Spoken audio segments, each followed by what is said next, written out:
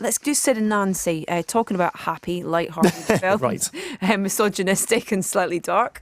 Yeah, Sid and Nancy's been re-released. Yes, it is. 30 years on. This is, after the corporatized, sanitized punk of Suicide Squad.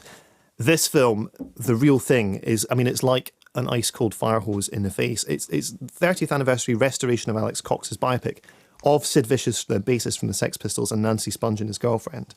Alex Cox, of course, directed Repo Man, and he co-wrote Fear and Loathing in Las Vegas for Terry Gilliam. The restoration has been supervised by Roger Deakins, the famous cinematographer, who shot Sid and Nancy at a very, very early stage in his career. And one of the great pleasures of it is that you can see all these Deakins tics and style choices in their infancy before he was able to further refine them. And, he's worked with the Coen brothers countless times. And he shot Skyfall, of course, for Sam Mendes as well. And he's working on the new Blade Runner now. So you can see the kind of seeds of a certain Deakins visual style in it, which is one of the great pleasures. Now, Sid Vicious and Nancy Spungen became an item back in 1977. He was the bassist with the Sex Pistols. And she was an American groupie who kind of affixed herself to the band when they were on the up in the UK. Less than 2 years later, she was dead in a hotel room at the Hotel Chelsea, aged just 20 from a single stab wound. And that's where the film begins.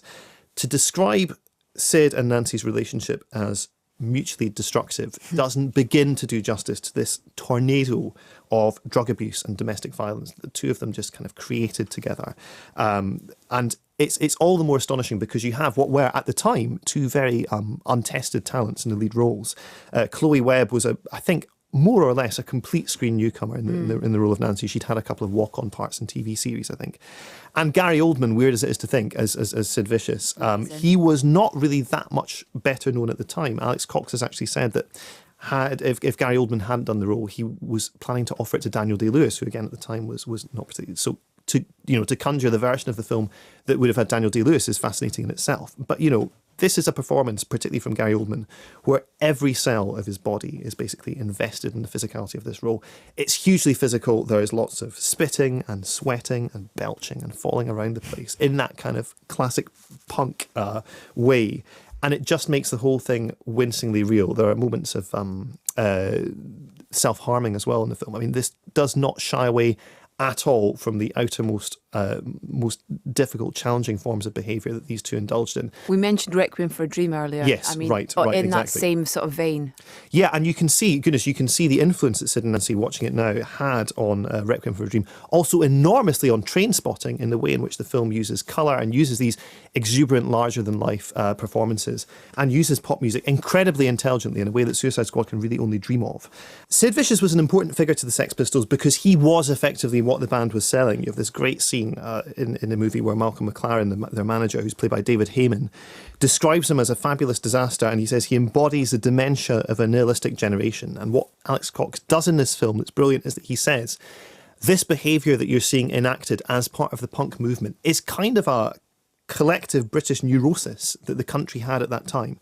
And you can see that not only in the stuff that's going on with the punk scene, but there are a lot of scenes set in incredibly plush West End London apartments. But those apartments have been spray painted on the walls. There are dirty mattresses, half-eaten tins of beans all over the place.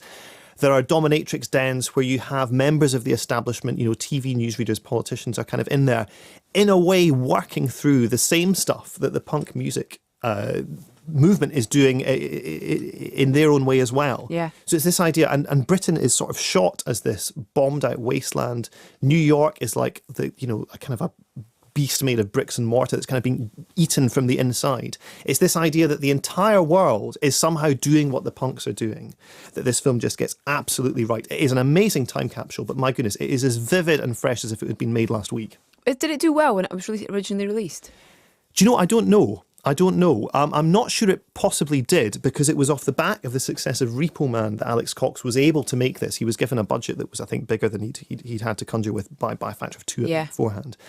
And I don't think he ever went on to do it. So my kind of suspicion is that it wasn't. Yeah. It's But become a cult classic, though. it certainly has. And Deakins, I mean, my goodness, there's just great Deakins moments all over the place. But there's a terrific bit where they come off a boat where they've been doing this illegal gig in the middle of the Thames. Yeah. And police kind of deluge onto the quayside and they're arresting everyone left, right and centre. And Sid and Nancy walk through the middle of this scene in this beautiful kind of reverse tracking shot in a bubble. And it's like, these two with each other are insulated from the chaos that's all around them. And it is the film in miniature, in one shot. And, there's this stuff is staged again and again. There's a beautiful shot of them kissing in an alleyway while rubbish kind of cascades down around them in this totally kind of dreamlike, surreal moment that may not even be happening in real life. And it's just, these skin-prickling moments that just sum up exactly what that punk movement meant in a way that is just incredibly vital and present. All right. Well, it sounds like we should definitely try and take the opportunity to see it on the big screen as well.